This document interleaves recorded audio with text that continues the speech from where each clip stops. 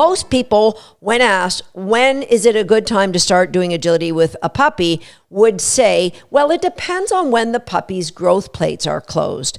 I personally have never cared when my puppy's growth plates are closed because that is not a deciding factor for me. I think more importantly than growth plates is how physically strong the soft tissues, the things that support those bones, the muscles, the ligaments, the tendons. You know, there's a lot of small dogs whose growth plates could be closed by 6 or 7 months, but the puppy doesn't have the supporting musculature to do anything that is taxing on that body. So then what is it? Is it the breed of dog? Yeah, that could have an impact because bigger dogs grow a lot longer and they mature a lot slower.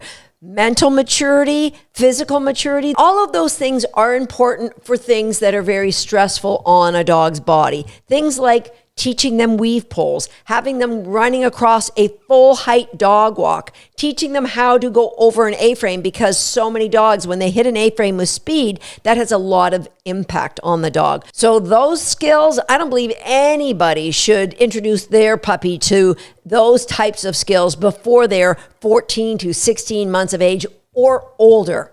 But let's talk about handling. Having a dog go over a few jumps. Surely that can't matter, right? When can we do that? Now, let me preface this by saying in the 90s, I started doing flyball, competing in the sport of flyball with my puppies when they were 9 months old. Now, as crazy and outlandish as that sounds, I'm going to tell you that all of those dogs lived a very long life, well into their teens. They didn't have limps and gimps. They weren't horribly arthritic. And they were playing a sport where they sprinted and smashed into a box, not with the level of grace we have with dogs now, but had to tight turn in the small surface of a flyball box and speed back to the handler. Now, it doesn't make sense that we would do that to 9-month-old puppies today. And I will say the sport of flyball takes a lot longer before they introduce the sport to dogs.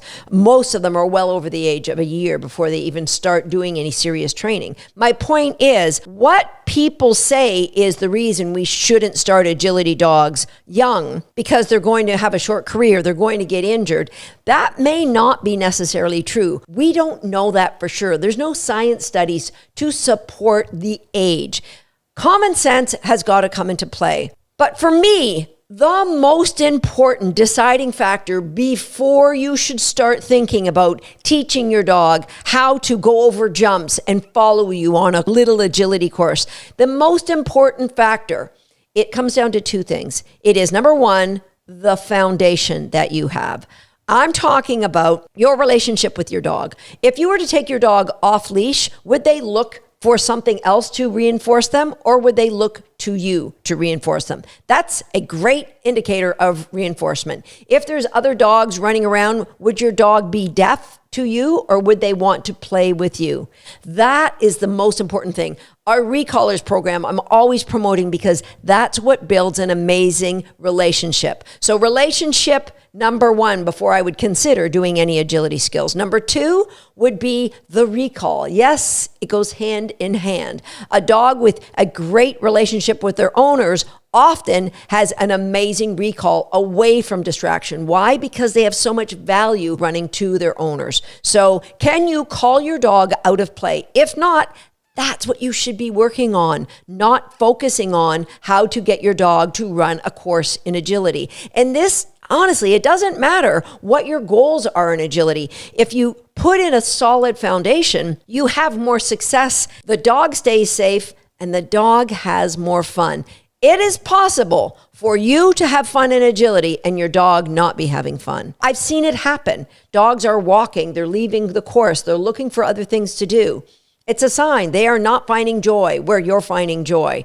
Having a solid foundation ensures that the dog is having fun as well. So, relationship, recall, retrieve. Because the sport of dog agility, we need to get the dogs working away from us. Unless you can outrun your dog. And if you can outrun your dog, either you're an Olympic level sprinter or your dog's not running that hard because they're just not enjoying what you're doing. So, having a toy or even a food ball that your dog will reliably race out pick it up and bring it back to you. That's an important foundation skill before you consider growing agility skills. The fourth foundational piece is what I call reinforcement zone. That is the area on either hip, on both. It's not just one. It isn't just heel position on your left. It's both sides, that your dog will drive into either side, because that's what handling is. Your dog is turning when you turn, that if you turn into the dog, they'll turn the opposite way. That all comes from having a solid reinforcement zone.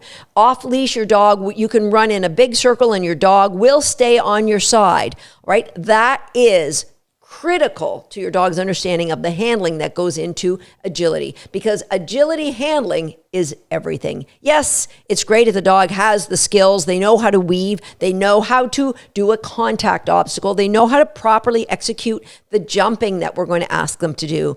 But the bottom line is they have to know how to follow your motion and follow your words, the verbal cues you give to the dog when they are running an agility course.